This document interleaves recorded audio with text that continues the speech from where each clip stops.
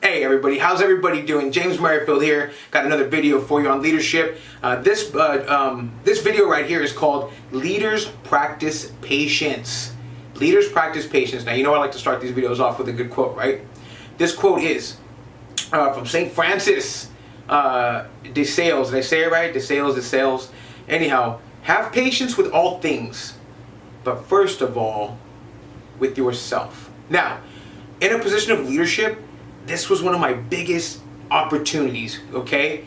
You know, patience, it will begin and end with you as a leader, okay? Patience will begin with you as a leader.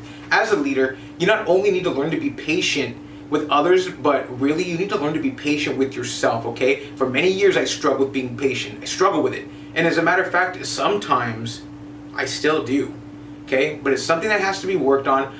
I can't let up on it. I have to understand that some things happen in due time. Some things take a little bit more work, but eventually if we keep on chipping away at it and having patience, hey, we'll get there, okay? It's like the story of the, this is a great story, everybody. If you have read this book, if you have not, anyhow, the story actually started in Napoleon Hill's Think and Grow Rich. And it's a story about a guy, it's called a 3 Feet from Gold.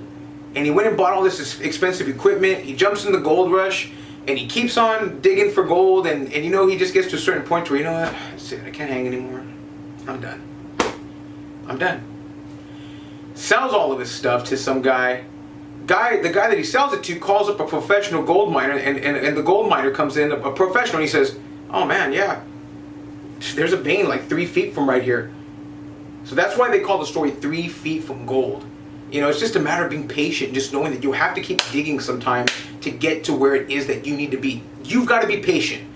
You're not going to get everything like right now, right this second, like how you want it. You've got to be patient, everybody. Patience is a virtue. And amongst leaders, we know that others don't think and act as we do. So we've got to exercise patience and be the patient ones and leading by example. How many of you guys have led a team, you know, to where certain individuals started getting frustrated with each other because this guy's working harder than this guy, that girl's you know, out producing him, or this person's just not doing shit and doesn't want to do anything. And at that point, you kind of had to jump in there and give the talk with people. You know, just like my first mentor told me, hey, I need you to worry about what you can control, and right now that's your behavior, your actions, your emotions, you know, your level of performance, because someday you're going to be here, meaning that you're going to be in my position. That person that right there that's not doing anything and thinks that like I don't see it, or they're just slacking while you're working very hard, that person's probably not going to be with us for very much longer.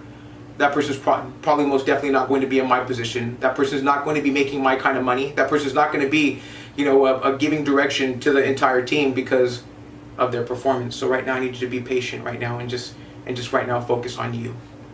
That's very important. You know, take the time.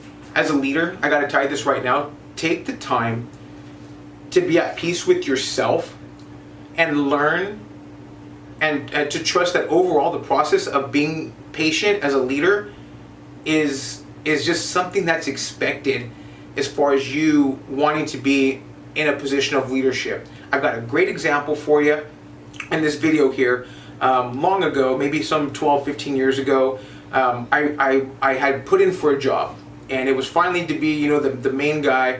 Right now I was just right here, right dead smack underneath that position, and I was ready to embrace it. Here it goes. My goal is going to come true that I had set, you know, 12 years ago. Actually, I set the goal when I was 18, but the goal was actually going to happen, and I got passed up.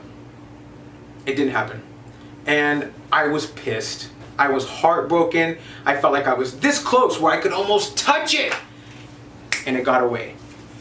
And long story short, the person that ended up getting the spot, I felt in my heart, and I still do to this day, not out of full-blown maturity, that I was much more well-equipped as a leader to be in that person's position. However, there were some things that leader wasn't yet competent of doing, and me as the assistant, I got to tell you, I wasn't too sharp in that area either. So now you got two of us that aren't that smart in this area. This area just happened to be like in our financial acumen, which is the most important thing of the job, the most important.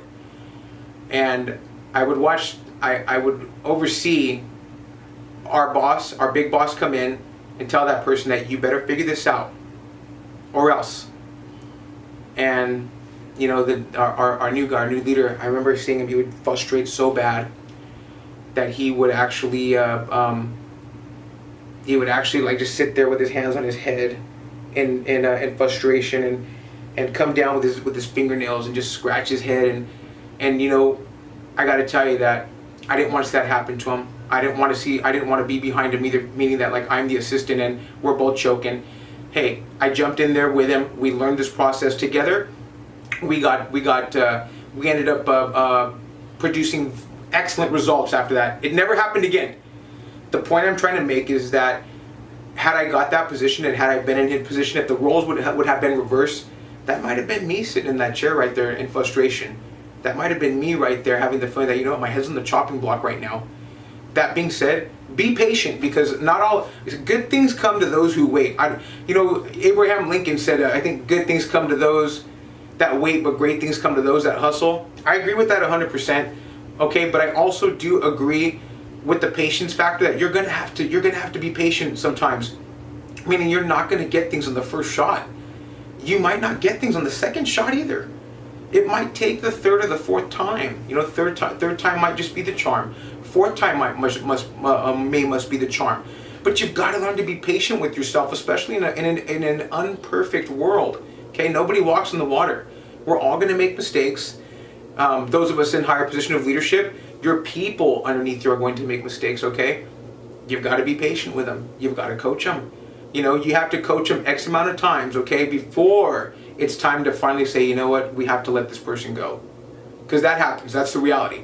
Some people are not going to get it at all, and hey, you know what, that percentage right there, yeah, you know, it definitely is about maybe like a 30 to 50% percentage that is going to happen. But that other 50% margin is really big. Okay, so based on your ability to be patient and your ability to be a good teacher, that's going to determine your overall results. So, you know, just kind of keep that in mind. Okay, leadership, patience, just having patience, it is a virtue.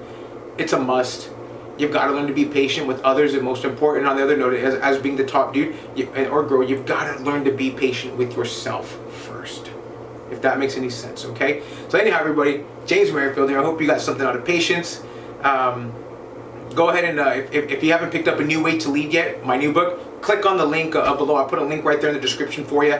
A New Way to Lead is an awesome book. I got 35 chapters in there, short chapters too, not these big long chapters that just drag on. No, 35 chapters that get to the point, that just hit it right in the face, because we don't have time to waste, do we? We don't need to be reading books this thick just to say we read a book. No, I read a book that thick. As long as it gets to the point, I'm happy. I got what I needed. But anyhow, 35 chapters in that book. I gave away all the game.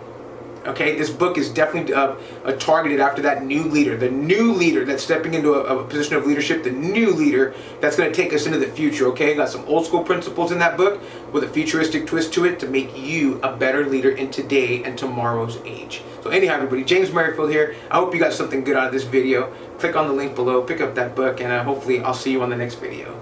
Thank you.